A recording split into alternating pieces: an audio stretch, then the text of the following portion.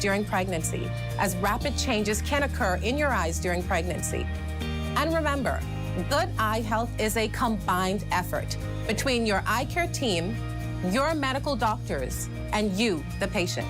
This public service announcement is brought to you by the Public Hospitals Authority in conjunction with the Medical Association of the Bahamas and the Broadcasting Corporation of the Bahamas. Your number one team in the North. Only the sun covers the Bahamas better. And that is going to do it for us here in the North. I'm Raven Davis. I'm Shane Stubbs. Thank you so much for tuning in. The Bahamas Tonight is coming your way next.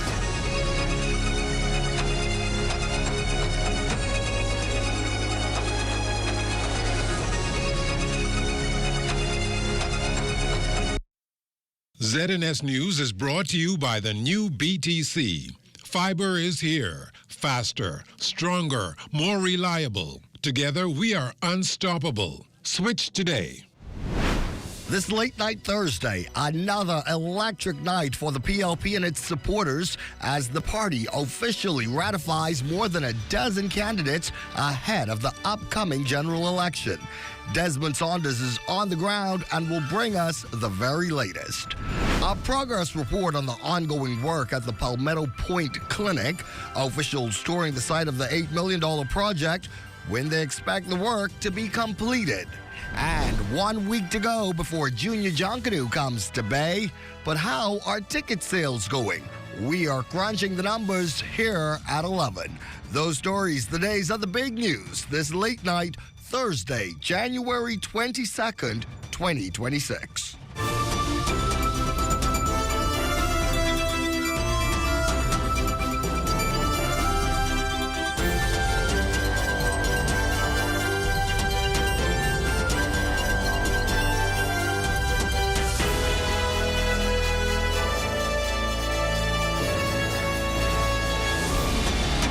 Bahamas Tonight at 11. The final word starts now. And we do have a lot to get to this late night, and we're glad you're with us. I'm Corbell Pfeiffer. Our big story here at 11, the Office of the Prime Minister is going on defense tonight after a United States defense attorney recently dropped some blistering corruption claims. Starting us off at 11 tonight, Leah Cooper. The government is pushing back hard after a United States courtroom became the stage for allegations of widespread corruption in the Bahamas during the sentencing of a former senior Defense Force officer. In a statement issued on Thursday, Office of the Prime Minister Director of Communications Latrey Ramming says the government has taken note of the remarks by defense attorney Martin Roth in a New York court, but is not wavering from its zero-tolerance stance on corruption and drug trafficking. The response comes after the sentencing of Darren Roker, a former chief petty officer with the Royal Bahamas Defense Force, who received a 4-year prison term sentence in New York for helping to move cocaine into the United States. According to a front-page report in a local daily, Roker's lawyer fired a broad and blistering attack on the Bahamian government, claiming the entire system, including police, Defense Force officials, and government personnel, is infected with drug money and corruption. U.S. District Judge Gregory Woods is not buying it, flatly rejecting the claim and saying Roker abused a position of trust for personal gain. Prosecutors told the court Roker took a $20,000 bribe and handed over sensitive law enforcement information, helping traffickers move up to 1,000 kilograms of cocaine. Prosecutors reportedly also believe Roker may have been deep in the drug trade for years before this case ever reached the court. Judge Woods says Roker's terminal prostate cancer weighed heavy on the sentencing, sparing him a possible 20-year stint behind bars. In its response, OPM stresses that the actions of one man do not define a nation or the many public officers who serve with honor every day. The government also reaffirms its commitment to working with international law enforcement partners while tightening internal accountability and oversight. Roker is the first of 13 defendants to be sentenced in a sweeping U.S. corruption case that continues to cast an unflattering spotlight on drug trafficking in the region. For the Bahamas Tonight, I'm Leah Cooper. All right, Leah, thanks to you. Not making a decent salary to meet the high cost of living demands is what many Bahamians feel may be driving some law enforcement officers to find other means to make it for it that could very well mean breaking the law. National Security Minister, the Honorable Wayne Monroe, weighing in on the string of arrests of law enforcement officers in recent weeks. Can't be an excuse for TFED, all right? Or all the poor people would be TFED. So that's what I say to that on a very low level. The law enforcement officers generally are some of the higher paid of the public servants. We recruit from the society. We do vettings. At the last Honlea meeting, I'm suggesting that we should broaden that to include polygraphs of incoming recruits, because we try to sift out and get the best quality person first, and then you train them. Now to your daily dose of nighttime politics, a story the whole country's been waiting to hear. The PLP has again fired the starting gun on the 2026 general election race, ratifying more than a dozen candidates tonight as it begins to solidify its slate ahead of the national vote. Desmond Saunders is on the ground at the party's headquarters. He joins us with more. Desmond? History unfolding here at the Progressive Liberal Party headquarters on Farrington Road as 14 persons were ratified to carry the party's banner in key constituencies ahead of the 2026 general election. Let me give you an idea of the persons that were ratified.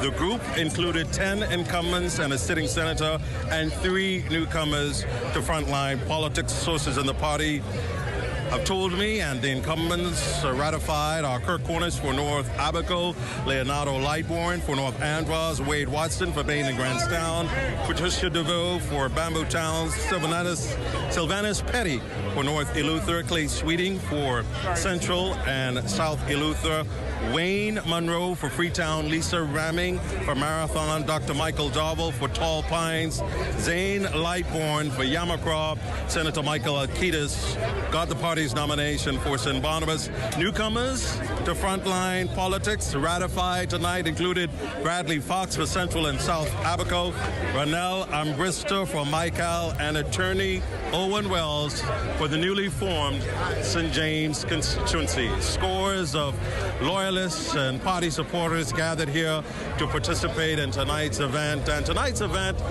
caps off weeks and months of vetting and interviews by the Progressive Liberal Party's Candidates Committee. We'll bring you more details in a later newscast. Right now, I'm Desmond Saunders here at the Progressive Liberal Party's headquarters for the newly ratified candidates for the next general election. Thank you very much, Desmond. The government putting VAT relief measures in place to address the high cost of living in the country. The exemptions are aimed at encouraging more Bahamians to adopt healthier lifestyles. We hear more tonight from our Fern Carey. Consumers grappling with high grocery bills will get some much-needed relief come April 1st of this year. That's when value-added tax will be removed on a wide variety of unprepared food items sold in grocery stores, from 5% to 0%. The food items include fresh fruits and vegetables, baby food, lunch snacks, frozen foods, fresh and frozen uncooked meats, including staples like rice, flour, sugar, and dried beans, bread, milk, and eggs. However, the VAT removal does not include hot, ready-to-eat or prepared meals like those sold in deli sections. Health Minister, the Honorable Dr. Michael Darville, says the move is also part of efforts by the government to address ongoing public health issues. The Bahamas has one of the highest incidents of chronic non-communicable diseases in the country. The highest incident of cardiovascular disease, the 3rd highest incidence of obesity, and one of the highest incidents of renal failure in the Caribbean. We are addressing the issues in the country that is associated with public health issues. The VAT removal is also expected to promote healthy lifestyles among residents. We have given the Bahamian population the benefit of reducing VAT to 0% on wholesome foods, giving them the opportunity to choose wisely. Back in April of last year, the government also reduced VAT from 10 to 5% on most unprepared foods. And a few months later, on September 1st, VAT was reduced on essential medical supplies, feminine hygiene products, and diapers. For the Bahamas Tonight, I'm Fern Carey. Also here at 11, that major change to remove value-added tax on food could be quite beneficial for the Bahamas Feeding Network. They say the move could help them to not only save a buck or two, but feed more people that need it. LaDon Davis has that angle. Executive Director of the Bahamas Feeding Network, Nicolette Fountain Archer, says it would take about $1.2 million to effectively meet the needs of the thousands of Bahamians that come into this office each day in search of food. She says the fat reduction come April 1st is an excellent move. We spend, let's say, $15,000 a month on food. Then come April, that's $714.15 that would have been spent on VAT out of that $15,000 can then go just for food. So it allows us to buy a little bit more. Fresh fruits and vegetables, baby food, lunch snacks, frozen foods, and other basic groceries are some of the popular food items to be VAT-free. A reduction in food, the more than 5,000 persons that make it into the Bahamas Feeding Network's head office in Fox Hill daily can benefit from. Unfortunately, that number could double this year. Archer says she's concerned about the abundance of food that's wasted regularly and hopes that more businesses become more consistent with helping the organization help feed Bahamians. I'm grateful for our partner, or well, not our partners, but our friend organization, Hands for Hunger, who have the food rescue program.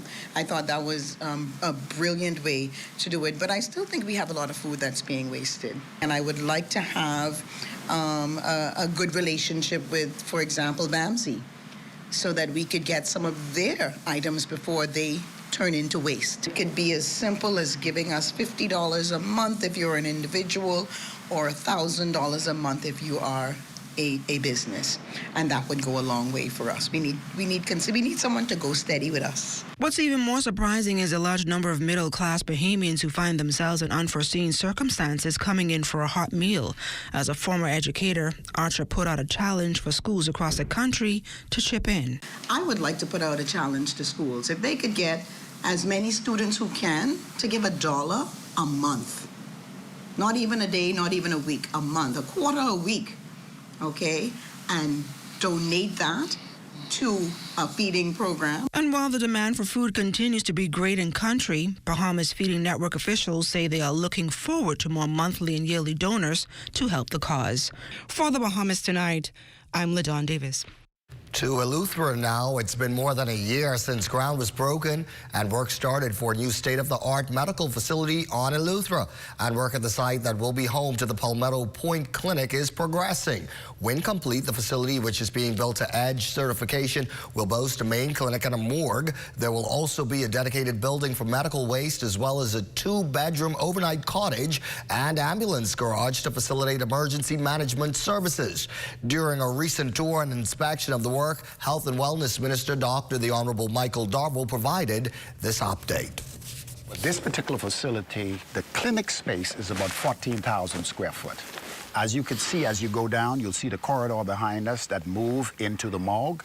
And to the front of me, we have the EMT center.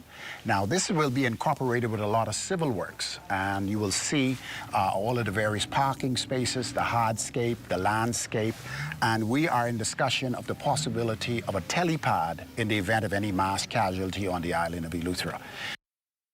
The project's pegged at a cost of about $8 million, and lion's share of work is being done by a local firm, the Kerry Construction. Works and Family Island Affairs Minister in Central and South Eleuthera, MP Clay Sweeting, seems satisfied that the work is on schedule, and while no specific time frame has been given, he's hopeful the clinic should be completed by year's end. The work here has been streamlined. From the day we broke ground, they've been on the ground working throughout the holidays, bad weather, good weather, to ensure that the healthcare facility is to the point where you see it today. And the reason being is because they have a vested interest, because they live here, in the healthcare and providing proper healthcare for the people and residents of Eleuthera. We have much more to get to this Thursday night. When we come back, Junior Junkanoo, exactly a week away. We'll have that story and more. You're watching The Bahamas Tonight at 11. Stay up with us. Step into a life of luxury and convenience with the Commonwealth Bank Platinum Card. From earning premium cashback rewards on every dollar spent to enjoying comprehensive travel insurance, shop with confidence, knowing your purchases are protected. Our Platinum Concierge service turns your requests into reality, wherever life takes you. Let the Commonwealth Bank Platinum Card be your passport to exceptional experiences. Commonwealth Bank, leader in personal banking services. Throughout our lifetime, we must all make decisions. No matter how we choose, the right one just needs to be made. Like having J.S. Johnson Insurance Agents and Brokers as your insurance partner. We've been serving the Bahamas for over 100 years. Whether you need home, motor, marine, or commercial insurance, make the right decision. Call 397-2100 or visit jsjohnson.com. JS Johnson Insurance, peace of mind. What if the reason you're stuck is because of the cycles you keep repeating? Cycles of fear, cycles of doubt, cycles of waiting for permission to live the life God already called you to. Every generation has a moment when destiny calls your name. On January 30th, 2026, that moment returns. The movement that awakened thousands is back. Bigger, bolder, and more purposeful than ever before. This is Shift 26. Under the theme, Shift into Wealth, No More Cycles. This is not just another conference. It is a divine interruption.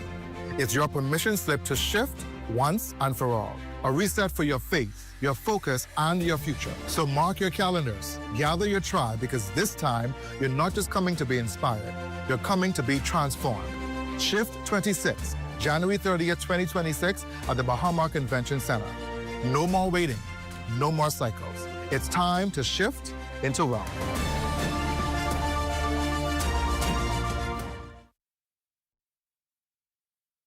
We want to get to some of the items making news here tonight. The Bahamas Red Cross Amendment Bill passed in the House of Assembly yesterday, marking a decisive step in the strengthening of the organization's role in disaster preparedness, emergency response, and humanitarian work nationwide. The legislation also links the Bahamas Red Cross to the International Federation of Red Cross and Red Crescent Societies, expanding its reach beyond the Caribbean. Bahamas Red Cross President Edison Sumner maintains the new legislation comes at a critical time as the country faces rising disaster and climate-related risk.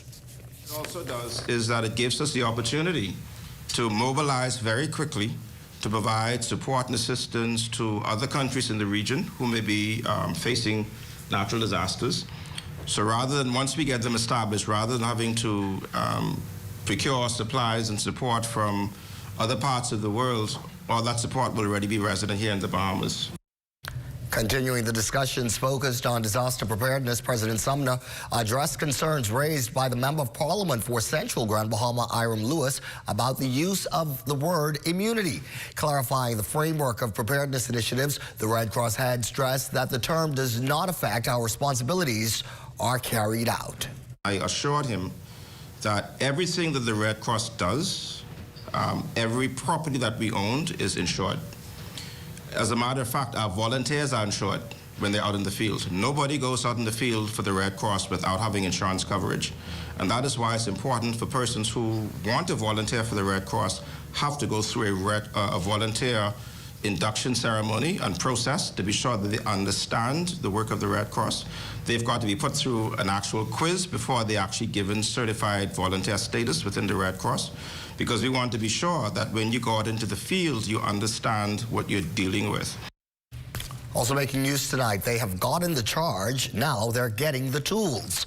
Investment into a more effective judiciary system came in the form of training for local law professionals this week by a quarter of England's historic Inns of Court.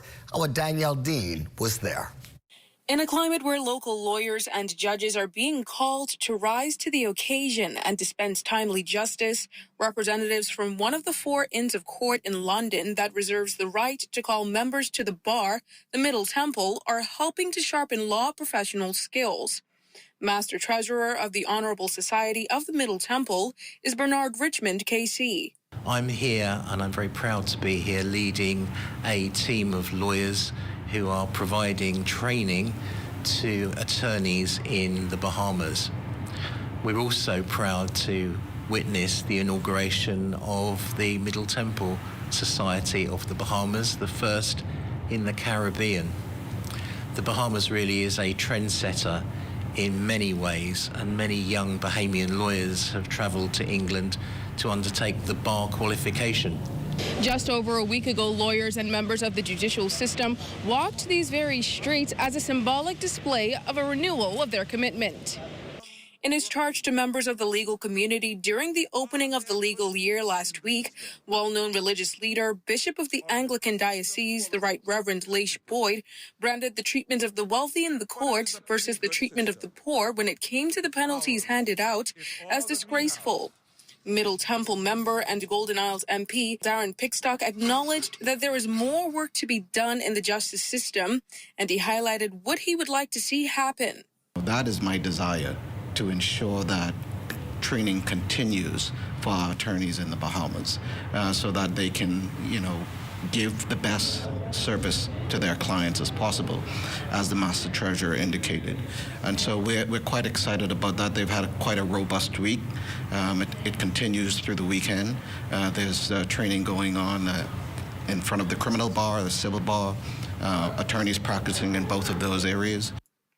The Bahamas has approximately 250 Middle Temple members. Internationally, it could not be more important that people have a common understanding of the rule of law and what it means to have a system of justice and a common understanding of what rights are and how you stand up for those rights. And so we're very excited that we have people in many countries, especially here, who understand and have the same ethos as we do.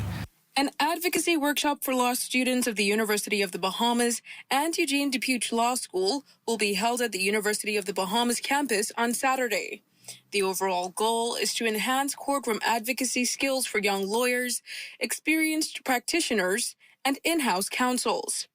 Reporting for the Bahamas Tonight, I'm Danielle Dean. All right, Danielle, also here tonight, that excitement, the same excitement already being felt by scores of our students, is building for the annual Junior Junkanoo Parade as 30 schools across the country are preparing to rush on bay at 6 p.m. next week, Thursday. That is January 29th.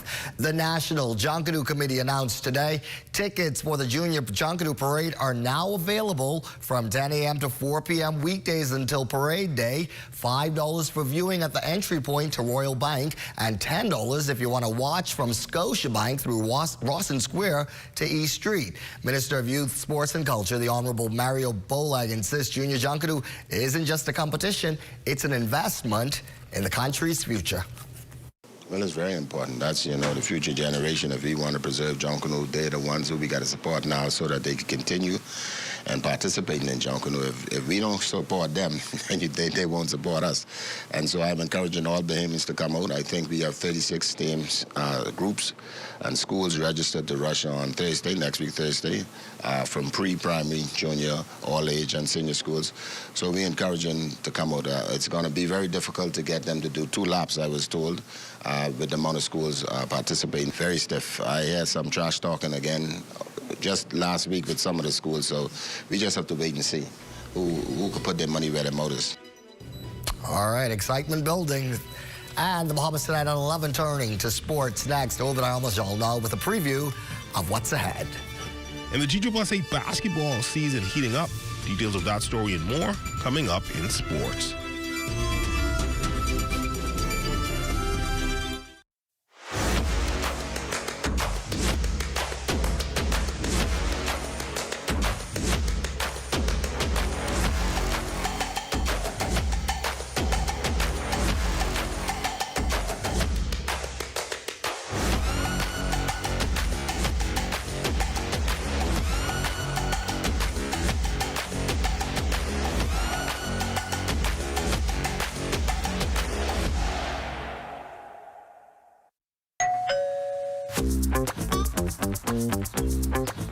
With all these pizzas, boy?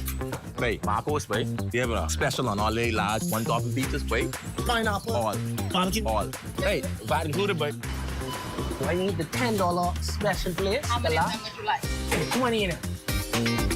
Thank you so much, man. $10, that's it. The Marcos got that deal, boy.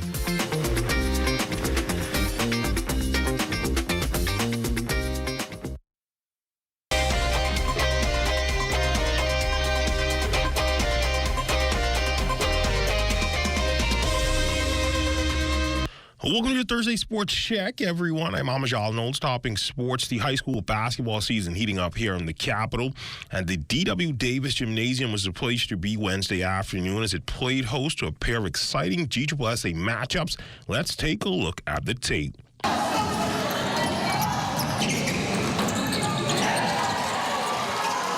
The Rattlers rocking the rim early and often as they would look to rebound after a surprising loss to the Armbelly Pacers last week.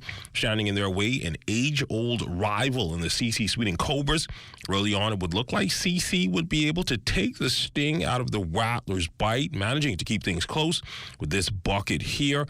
But that patented Kevin Johnson defense would turn things up in the second half, and C.I. Gibson would convert several turnovers and turn them into easy baskets. Darius Hanoff, the rebound, would make the outlet pass and find big man Dario roll for the easy finish in transition. Good finish with a game-high 24 points. The Rattlers cruising to the 65-22 win. Zenistol sports team catching up with Kevin KJ Johnson post-game, and despite the win, he says his team still has a ways to go. I think we came out a little bit sloppy tonight and on the defensive side of the ball, not locked in. But at the end of the day, if you want to be a good team, you need to stay locked in for 4 quarters. I mean, we were able to turn up the pressure in the second half and force a lot of turnovers and score, but defensively, we need to stay locked in. Second game on deck, the new-look GHS Magic sporting some new threads, taking on the CV Bethel Stingrays. The Magic's new duds helping their offense as they would nail the triple here. The Stingrays in transition getting this easy too, but the Magic's offense would be too much to overcome. They would get to the cup early and often and paced by 19 points from Aaron Brown. GHS would cruise to the win of 52-16. Well, last year we had a difficult season, so this year we want to go just working on certain weaknesses that we had. And so our game plan was just to be consistent on defense and try to get our shots up. We're far from a well-oiled machine, but we're trying to get there. The majority of my boys are 15, 16, and so we're just trying to work on certain key things that they need to get to the next level. Still on hoops, the University of the Bahamas is looking for the next big men's basketball star this weekend in Grand Bahama. UB Mingo's men's basketball team, staff, and university admission staff will conduct recruitment exercises on Saturday morning at the St. George's Gym. And just like last year, the Mingo's team will be looking for players to add to the roster for next season. Grand Bahama has always been fertile ground for basketball in this country. And so last year at the recruitment exercises, we did a phenomenal job. And we were able to bring in 5 young men that we are excited about. And we believe that these young men will be the cornerstone for this program. And so we're hoping to be equally successful, right? And so here's an opportunity really for young men to come into the University of Bahamas from an athletic standpoint, right? And to nation build, because ultimately what we're doing here is we're nation building. Here at the university, our job is to create student athletes and in particular citizens that will become fruitful in our community and that will be able to represent this country and themselves very well. In the golf news, American professional golfer Ian Holt birdied his 72nd hole to claim bragging rights at the 2026 Bahamas Great Abaco Classic, which wrapped up on Wednesday at the Abaco Club in Winding Bay, Great Abaco. There was stiff competition amongst the professional golfers in the second event of the Corn Ferry Tour. Holt had to dig deep to create separation from the field and pulled off an impressive victory for the total of 276, finishing 12 under. He walked away with the prize purse of $180,000. As for the lone Bahamian in the field, junior golfer Aiden Garosby, he finished 19 over, but still made history, becoming the youngest golfer from the Bahamas to qualify for a Corn Ferry Tour event. And that's all the time we have for sports on this Thursday. I'm Amajal Knowles, signing out until tomorrow.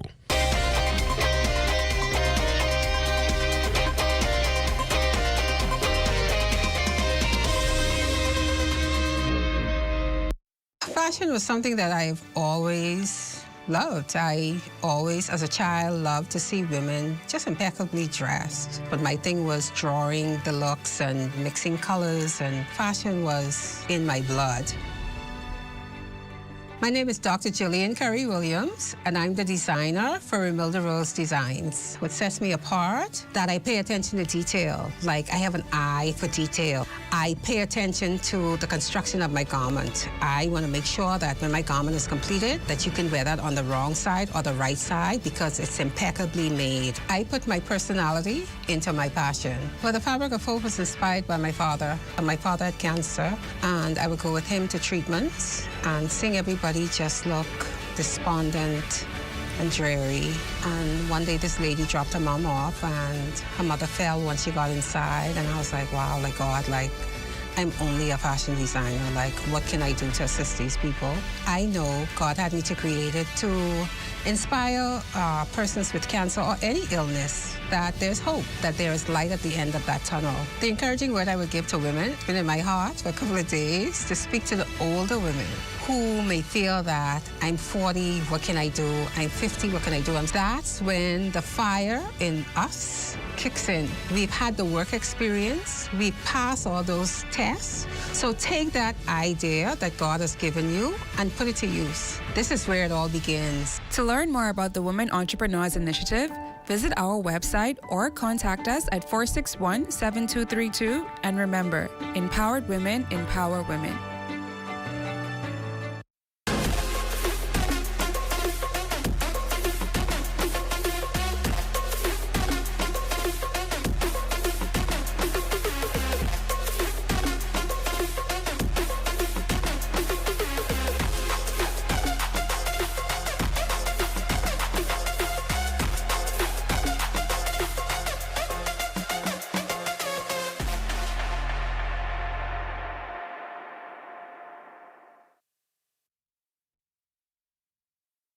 Here we find ourselves at the eve of yet another weekend, and that all-too-important question, how's the weekend weather going to shape up? For the answer, let's say good evening to Chief Meteorologist Basil Dean. Good evening, Carvel. We have that old frontal boundary, which is backed up over the northwest Bahamas, creating some cloudy skies last evening and even a couple of showers. But in the extreme northwest Bahamas, where we now find that frontal boundary, they've been having some persistent light rains around the Grand Bahama and Abaco areas, but we expect that to continue lifting towards the north, where it will merge with an advancing cold front. The front itself will make its way towards the southeast late on Monday, passing through the capital Monday night just around 8 o'clock, bringing with it some showers, isolated thunderstorms, but behind it, a nice cool down is expected next week. Temperatures around the islands this evening: Marshall, Abaco, 78 degrees, 75 in Greenville, Key. Freeport, Grand Bahama also at 75 degrees. The Berry Islands, 76. 78 in Harbor Island, Roxanne, Eleuthera, 79. Otterstown, Cat Island, 80 degrees, 79 in Black Point, Exuma. Also, Camp Space, St. Andrews at 79 degrees. Fresh Creek and Central Andros, they have a temperature there of 78 degrees. 80s in San Salvador and Rum Key. Also, Georgetown, Exuma at 80 degrees. 80s extend right into Rycat Island, Clarence Sound, Long Island, Crooked Island, Betsy Bay, Maguana, and Acklands. Matthewtown and Nagua, 82, and our neighbors to the southeast, Turks and Caicos Islands, also reporting 82 degrees. And your forecast tonight, we're looking at partly cloudy, still a bit breezy, a bit on the warm side with a couple of showers, particularly in the extreme northwestern parts of the country. Low temperature should fall off to about 71 degrees. And then tomorrow, we're looking at lots of sunshine in the forecast. 82 degrees for your high temperature and extended weather forecast.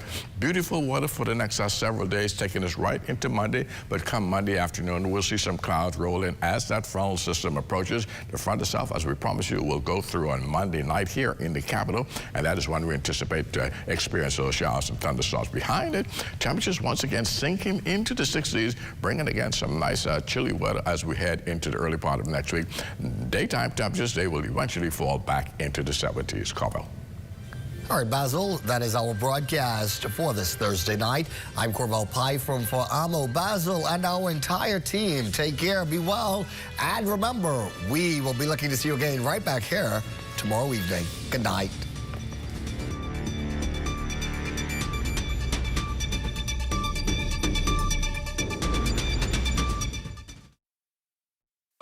At Harold One, I'm Ted Jervis, and this is ZNS.